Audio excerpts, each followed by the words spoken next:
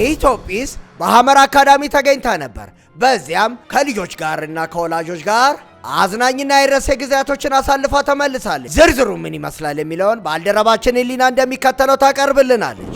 ሰላም ጀቱ በራሪው እንዴት ነህ? እኔ በጣም ደህና ነኝ። ዛሬ በጣም ደስ ብሎኛል። የት እንዳለው ልነግርህ። በሐመር ትምህርት ቤት ውስጥ ነው ያለሁት። በጣም ደስ የሚል ጊዜ ከኢትዮጲስ ጋር ከሐመር ተማሪዎች ጋር ከአስተማሪዎች ጋር በጣም ልዩ ደስ የሚሉ ጊዜዎችን አሳልፈናል እና እንዳልኩ በጣም ደስ የሚሉ ፕሮግራሞችን አይተናል። ልጆቹ በጣም ነው ደስ የሚሉ ውዝዋዜ ለኢትዮጲስ ፕሮግራም ተዘጋጅተው አቅርበውላት ነበረ። እንዲሁም ደግሞ ግቢያቸው በጣም ያምራል። በጣም ነው ደስ የሚለው። በጣም ጎበዞች ናቸው። እኔ በጣም ወድጃቸዋለሁ ጀቱዬ። ኢትዮጲስም በጣም ደስ ብሏት ነበረ። ሰርከስ የተለያዩ ፕሮግራሞችን አቅርበን ደስ ብሎን መሄድ ሳንፈልግ ትተናቸው መተናል ጀቱ ሰዓታችን ስላለቀ ብቻ እና ጀቱዬ ፕሮግራሙን ለማየት እንደጓጓሁ ተስፋ አደርጋለሁ። እኔም በጣም ስለጓጓሁ አሁን ወደ ፕሮግራሙ እንሂድ።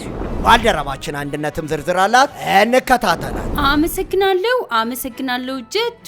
ኢትዮጲስ እንግዲህ ባለፈው ጊዜ በሐመር አካዳሚ ተገኝታ ነበር። እጅግ ደስ የሚልና ለየት ያለ ጊዜን አሳልፋለች። የፓፔት ትዕይንት ቀርቧል፣ ሰርከስም ነበረ። ልጆች መቀጣት አለባቸው ወይስ የለባቸውም? እስቲ ክርክሩን በጥቂቱ እንከታተል። የክርክራችን ርዕስ የሚሆነው ልጆች ቅጣት መቀጣት አለባቸው ወይንስ ቅጣት ጭራሽ መቀጣት የለባቸው? ልጆች መቀጣት አለባቸው የለባቸው በሚለው የለባቸው። ምክንያቱም ልጆች የሆነ በጣም የሚወዱት ነገር ካላቸው ያንን እንቀማቸዋለን። አሁን ለምሳሌ ቤት ውስጥ ፊልም በማየት ከሆነ የሚዝናኑት ፊልም አታዩም ብለን በመከተል ማለት እንችላለን።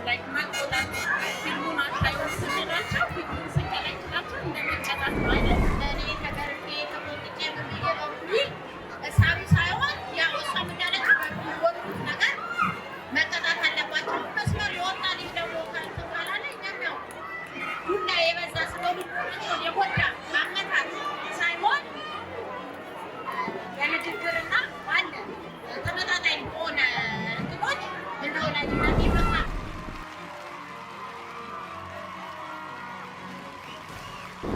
እጅግ አስደሳች ጊዜ ነበራቸው። ጥጥ ፈትለዋል። በጣም ደስ ይላል። በገና፣ ክራር፣ ከበሮ፣ ማሲንቆ የተለያዩ ደሳስ የሚሉ ነገሮችን ለኢትዮጲስ አሳይተዋታል። ታዲያ በሐመር አካዳሚ የነበራት ቆይታ ኢትዮጲስ እጅግ በጣም አስደስቷታል።